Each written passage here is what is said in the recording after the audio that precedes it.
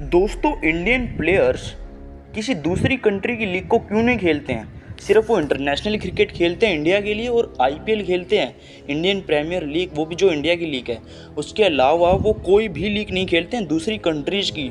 तो इसका रीज़न क्या है? देखिए, इसका रीज़न बड़ा सिंपल सा है कि बीसीसीआई अलाउ नहीं करता है किसी भी इंडियन प्लेयर को, फिर चाहे वो कोई भी फॉर्मेट खेले या फिर वो क्रिकेट खेले भी या ना भी खेले, उससे कोई फ़र्क नहीं पड़ता।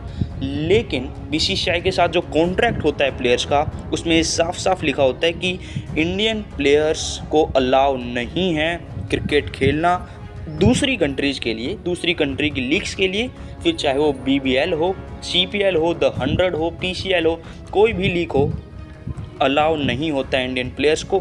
अब इसका रीज़न क्या है? इसका रीज़न ये है कि बीसीसीआई ये चाहता है कि टीम इंडिया के जो प्लेयर्स हैं वो सिर्फ टीम इंडिया को ही कंट्रीब्यूट करें और सिर्फ टीम इंडिया को फ़ायदा देने की थोड़ी सी सोच रखे, वो पैसे के पीछे ना भागे। क्योंकि टीम इंडिया के जो प्लेयर्स हैं उनको ठीक ठाक रेवेन्यू मिल जाता है पर ईयर, या फिर मैं कहूँ पर मैच।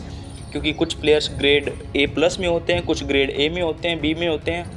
हर साल एक नया पैटर्न बनाया जाता है, लिस्ट बनाई जाती है प्लेयर्स की, उसके हिसाब से उनको वो सैलरी मिलती है। अब जब दूसरी कंट्रीज़ के प्लेयर्स जब इंडिया में आते हैं आईपीएल खेलने, तो उनको भी परमिशन लेके आना पड़ता है अपनी अपनी कंट्रीज से कि जाइए आप आईपीएल खेलिए। उनकी कंट्रीज परमिशन देती हैं, लेकिन बीसीसीआई सिर्फ एक ऐसा बोर्ड है जो इंडियन प्लेयर्स को बिल्कुल भी परमिशन नहीं देता। अब क्या इंडियन प्लेयर्स खेल सकते हैं? देखिए, इंडियन प्लेयर्स खेल तो सकते हैं, लेकिन जो भी प्लेयर खेलना चाहता है उसे संन्यास लेना पड़ेगा, यानी कि रिटायरमेंट होना पड़ेगा उसे अपने इंटरनेशनल करियर से, इंटरनेशनल क्रिकेट से। यानी कि वो प्लेयर फिर इंडिया के लिए नहीं खेल सकता।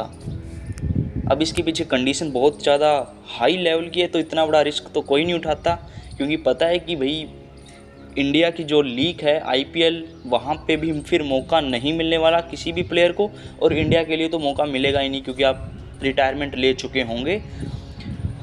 अब इसका एक और जो रीज़न है वो है रिवेन्यू, ब्रॉडकास्टिंग रिवेन्यू। आप जितने भी चैनल्स पे देखते हो दूसरी टीम्स की लीग, तो उनसे कोई फ़र्क नहीं पड़ता किसी को भी, किसी भी चैनल को कोई फ़र्क नहीं पड़ता।